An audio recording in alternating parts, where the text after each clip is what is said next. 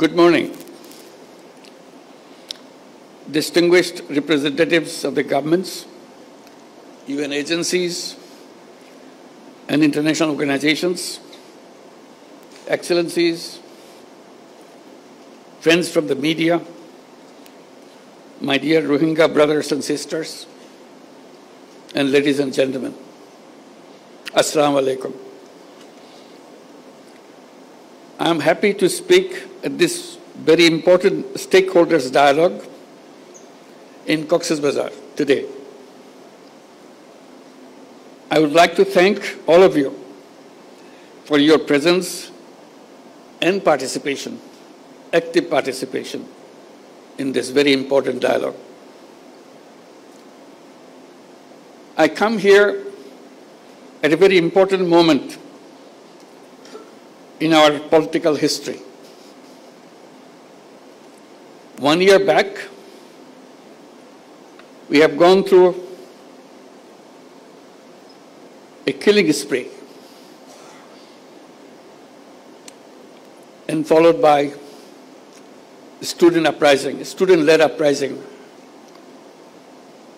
to free the country from the fascist regime.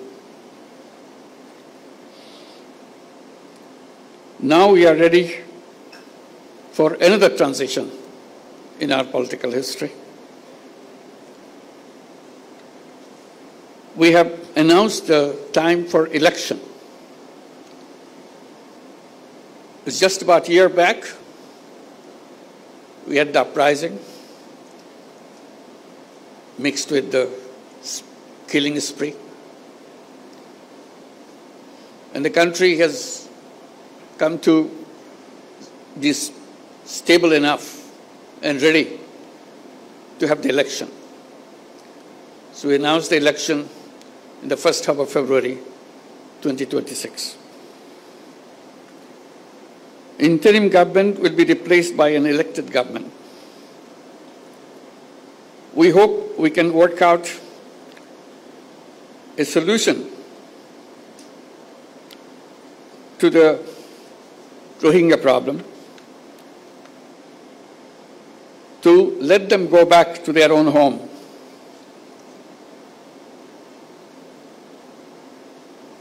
As a part of this transition process that we are going through, it will be complete when we see we have also achieved this goal, to have all our Rohingya guests to return to their own home in their own environment.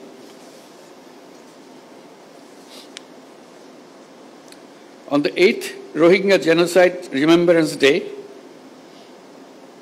with a heavy heart, I draw your attention to the forced displacement of Rohingyas and their exodus to Bangladesh from Myanmar.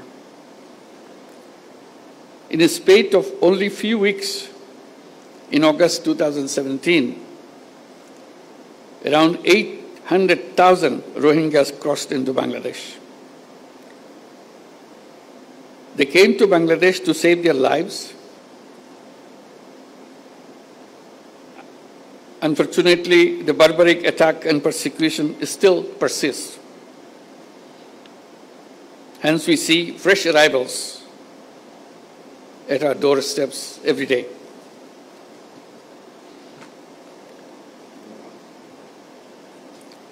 On this fateful day, it is our moral responsibility to take the right side of history and stop the armed actors from carrying out their horrible design of ethnic cleansing of the entire Rohingya population.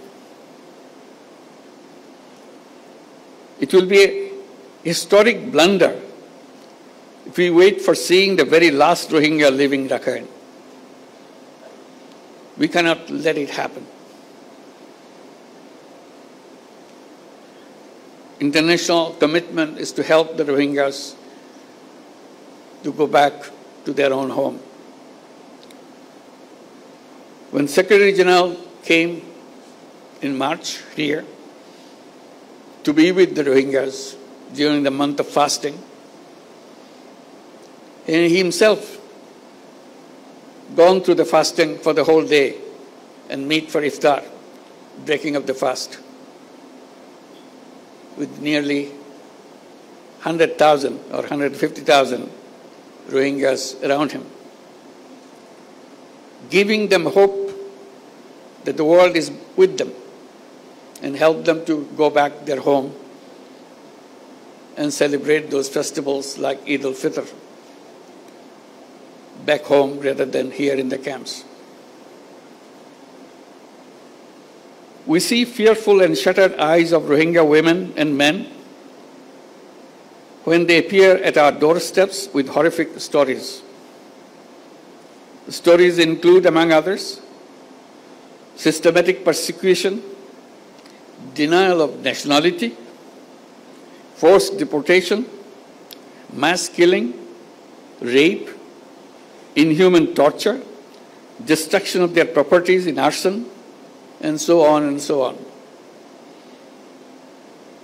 That is why in 2017, and even before that, Bangladesh opened its border to the Rohingya in a humanitarian gesture to save their lives despite resource and capacity constraints.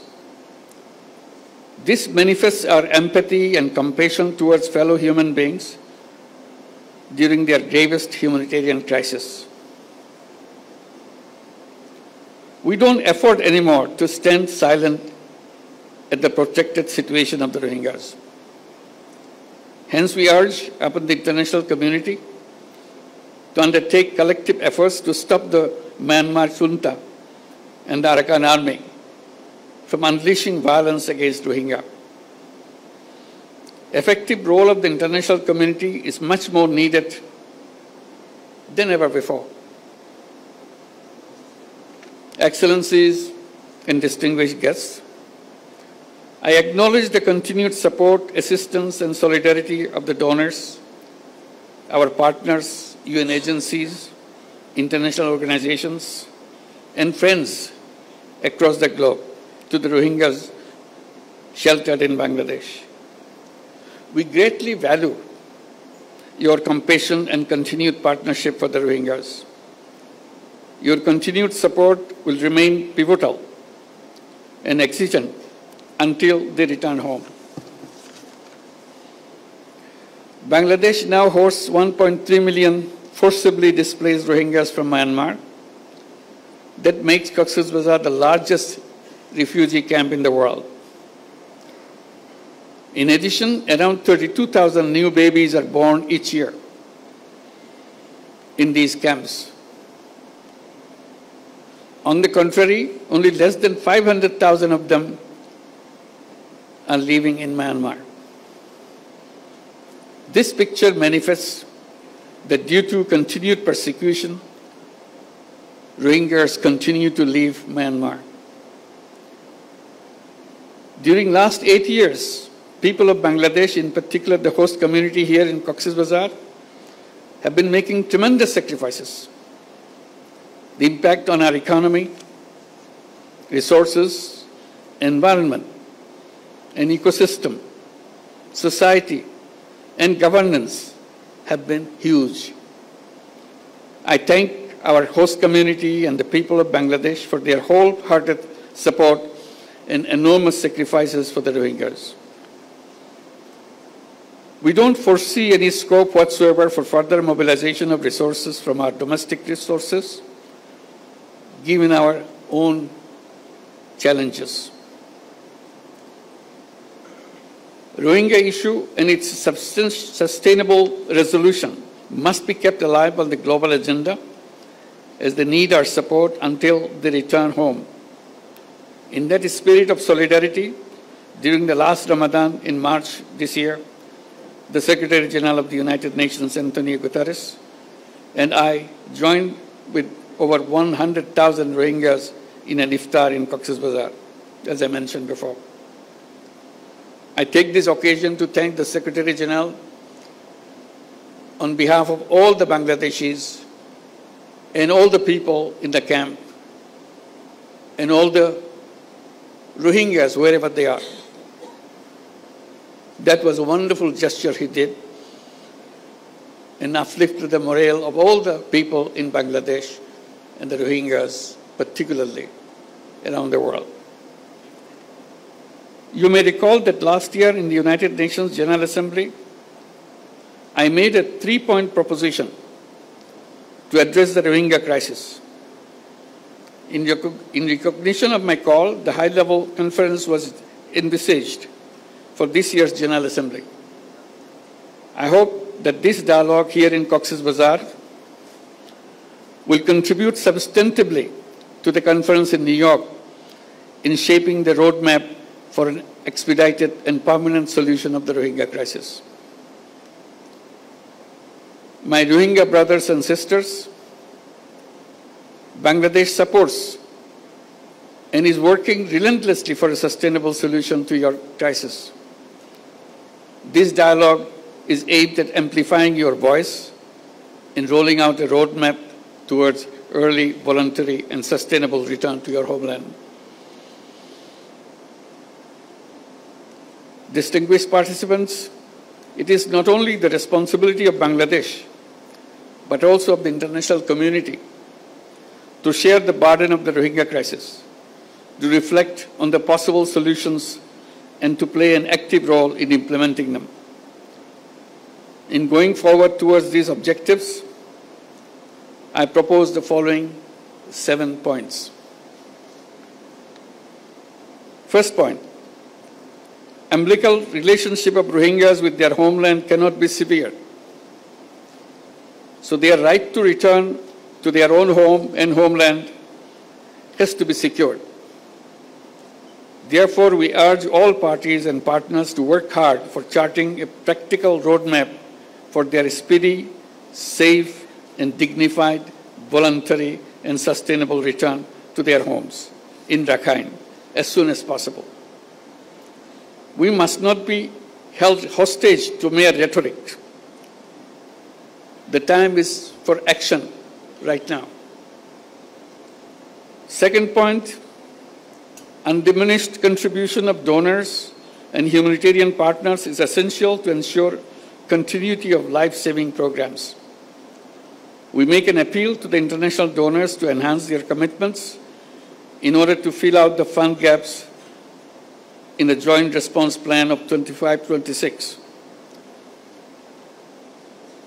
At the same time, we urge upon the stakeholders to undertake consolidated efforts for adequate and sustainable funding for future as well. Third point, all acts of violence against Rohingya must cease immediately. We urge upon the Myanmar authorities as well as the Arakan army to ensure safety, security, and livelihood of the Rohingyas. They should make sure that no more Rohingyas enter into Bangladesh. At the same time, they must allow internally displaced persons from camps in central and northern Rakhine to return to their homes inside Myanmar as soon as possible. Fourth point, a platform for consultation or dialogue is exigent for commencing communication, reducing tension, ending conflict among the ethnic communities inside Myanmar.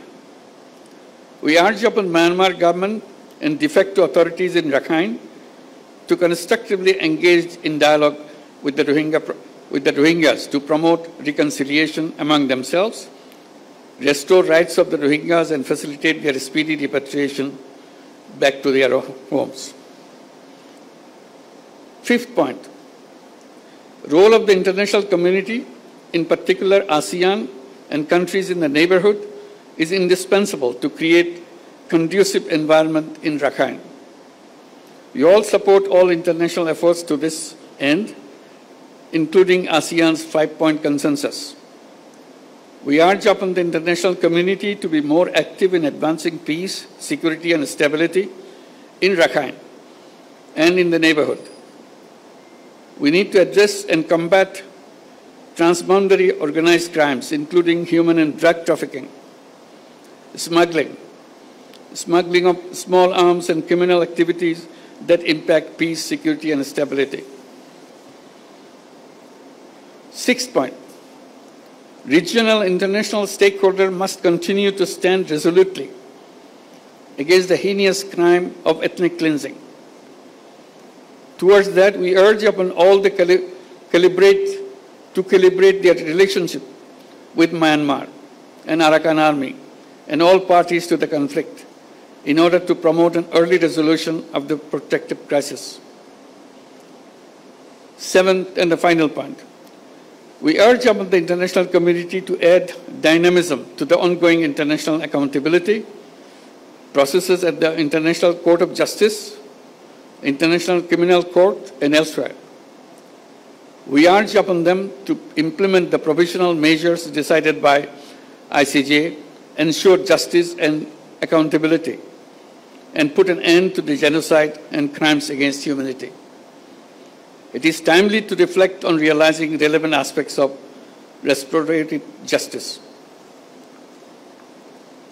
Dear friends and partners, Rohingya crisis emanated from Myanmar, and the solution also lies in Myanmar. All parties must act to end the crisis with greater resolve without any further delay. Your solidarity with the Rohingyas' voice could be a beacon of hope for them in reversing their marginalization and persecution as the starting point of their return to their homeland. Let us all join our hands and pronounce our determination to contribute to the dignified return of the Rohingyas, ensuring justice and accountability. I thank you all. Assalamu alaikum.